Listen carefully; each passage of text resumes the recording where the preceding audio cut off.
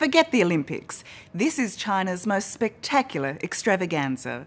100 years in the making, costing $25 billion, one of the biggest engineering feats the world has ever seen.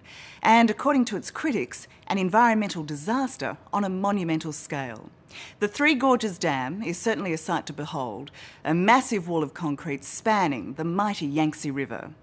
The Chinese say it's all about flood control and clean hydroelectric power. The environmentalists say, true, it is about power and national pride, and the arrogance of man trying to tame forces of nature.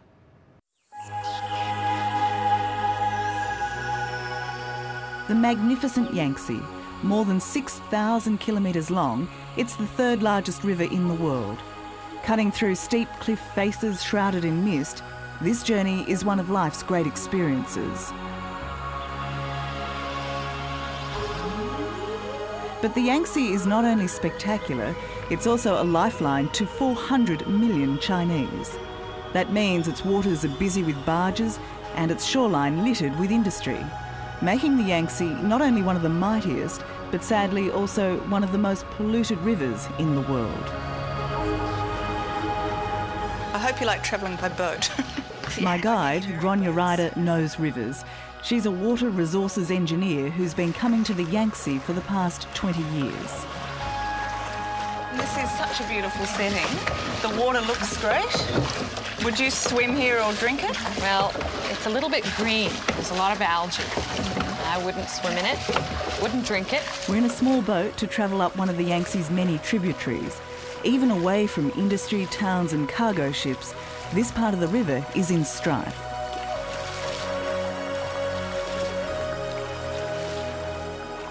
The water's so polluted it can't be used, even for irrigation.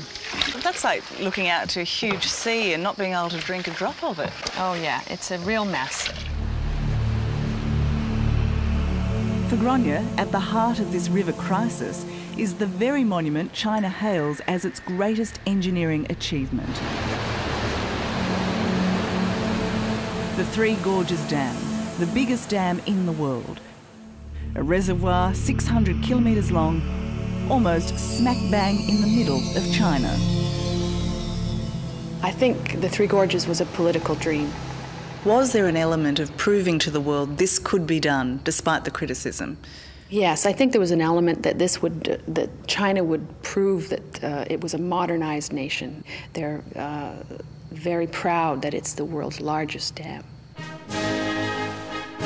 The dam was first conceived 100 years ago, but it was the Yangtze swimming chairman Mao Zedong who championed its cause as a symbol of communist supremacy. But it wasn't until the 90s that the bulldozers moved in, and in a couple of months, after 17 years of construction, it will finally be finished and filled to full capacity. So when this dam is finished, how much will it have cost? Maybe about 25 billion US dollars. 25 billion US dollars, that's a lot of money. Right. Worth it, do you think? Is it worth the money? Yes, I think so. Professor Ding Chi-hao, the Deputy Director of Construction, says the dam was built to supply clean hydroelectricity to an energy-hungry nation, to control flooding and to increase the number of large ships that use the river. So, good or bad for China? I think it's good for China.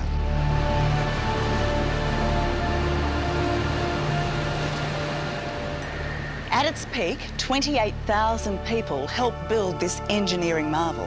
Everything about it is epic. From the length of this dam wall, it's more than 2 kilometres long, to the 20 trillion litres of water the dam will hold when it's full. But perhaps the most ambitious aspect of this is the very notion that man can beat nature by harnessing its power. For many, though, the evidence is now clear. Nature is fighting back. The problem is now it may get its revenge because the problems with sediment and water quality, and already there are experts who are very worried about the earthquakes and the risk of the dam, the reservoir actually inducing earthquakes in the area. This is an area already vulnerable to earthquakes, but the added fear is the weight of the water in this massive dam will trigger even more severe earthquakes, like the one that killed 80,000 people in May. That was 600 kilometres away, but its tremors were felt here. And this dam is only going to get heavier. Along its banks, markers show how much higher the water is yet to rise, 175 metres when it's full. But the engineers say the dam is safe. The dam was built to withstand level 7 earthquakes, and this area is unlikely to have an earthquake higher than level 6.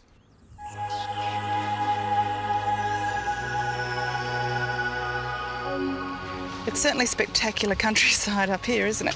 It is. You can see every scrap of land is being used to grow corn and orange trees. It's obvious as you climb the imposing riverbanks, this is unstable country.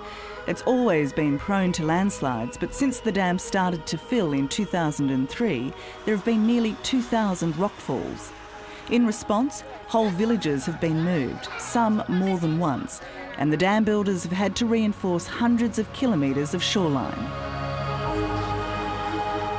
The engineers say the banks are now safe. They've stabilised them. There's nothing to worry about. Oh, it's impossible to stabilise. Look around. I mean, you can't physically stabilise the entire reservoir, a 600-kilometre long reservoir. So the villagers are certainly living at risk. The construction of something this big meant destruction on an even bigger scale.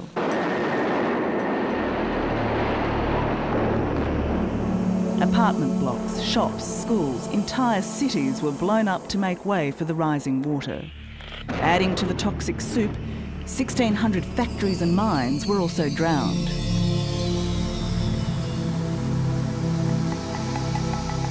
So before the damming, how wide would this part of the Yangtze have been? This would have been probably 20 metres wide. I mean, you really had to go up in a small boat before the dam. So it's almost like a lake now. But the biggest impact of the flooding of the Yangtze Valley has been on the people. Millions have been forcibly moved. So we're sort of travelling over now submerged mini cities. Yeah, houses and graves, and I think that's, you hear stories that's one of the most upsetting things for our local people, is to leave their ancestors behind.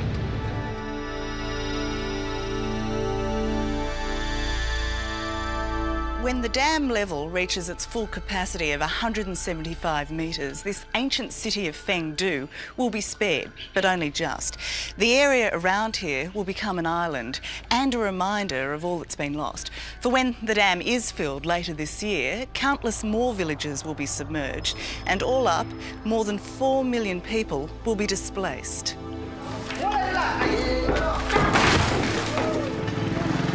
Brick by brick, it feels like China is on the move. These people are preparing for the rising tide, and officially everyone is happy to give up their homes.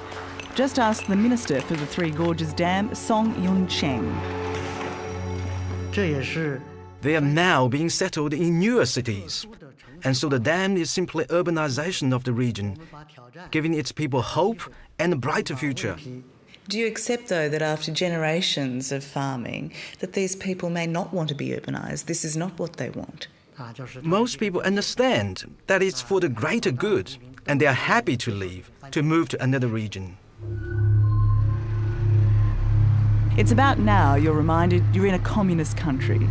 We've been told there are many people devastated by the forced relocations and paltry compensation offered by the government. But Lu Chengming is one of very few prepared to take the risk to talk to us publicly. He says his safety is now the only thing left to lose. I'm scared of the size of the government. The government is big. We have no human rights. We have no property rights. And we just ordinary people. We can't protect ourselves. Mr. Lu owned his own home, a small hotel, and operated a public wharf he built with his own money. When the demolishers moved in, he says he was offered a tenth of what his property and business were worth. They're all now underwater, but Mr. Lu's battle continues. I'm living in a tent. I'm drinking polluted water. Life is just unbearable. Next year, I'll be 60. I have no money, I have nothing, and there is very little hope. Personal grief versus power generation. For a country that's energy needs are skyrocketing, power has more power. The engineers tell us this dam will supply the same amount of electricity as 18 nuclear power stations, lighting up the big cities along the river. The numbers are so vast here in China, they're almost incomprehensible. Take this place. It's the world's largest metropolis, and chances are you've never heard of it. Chongqing has a population of 32 million people. That's 1.5 times the size of Australia. So think about it, the demand for energy here is astronomical, and it's growing by the day. For the government, energy is the big picture here, and it wants one thing made perfectly clear: it's air. The hydroelectricity generated by the dam will save burning 50 million tonnes of coal a year. For another big city like the coal-producing Linfen, that will mean a breath of fresh air. The good news here in Linfen is this is not the world's most polluted city. That title goes to some hellhole in Azerbaijan. The bad news is Linfen is the world's second worst, a toxic waste dump spewing poisonous gases into the air, slowly killing its people. 3/4 of the population, that's 3 million people, have bronchitis, pneumonia, lung cancer, and/or lead and arsenic poisoning.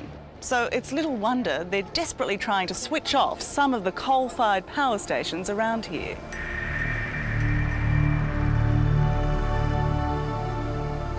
We've already closed down several coal-fired power stations. We are reducing coal consumption and therefore reducing pollution. We are cleaning the environment. They say with the dam, they are saving 100 million tonnes of CO2 emissions each year. Does that not make the damming of the Yangtze worth it? Definitely not. I think when you add up the costs to the economy, the costs of displacing so many people, drowning so many towns and villages, I think it is an environmental disaster. In terms of stuff-ups, how would you rate this one? Well, if they could reverse it, it would be a good day for China if they could take this dam out and begin to restore the ecosystem. I think it would be good for the people of China and for the world.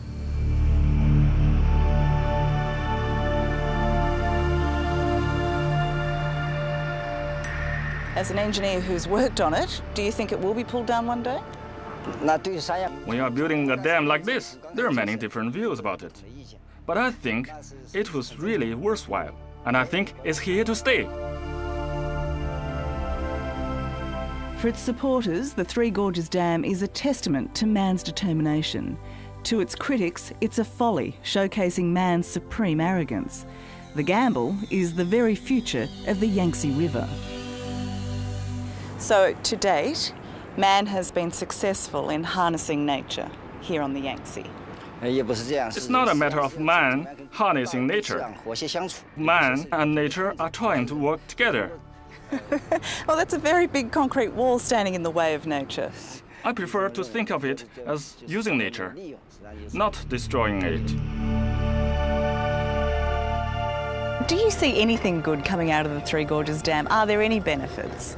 I think, if anything, the Three Gorges Dam should teach a whole new generation of engineers what not to do to a river and the people who depend on it.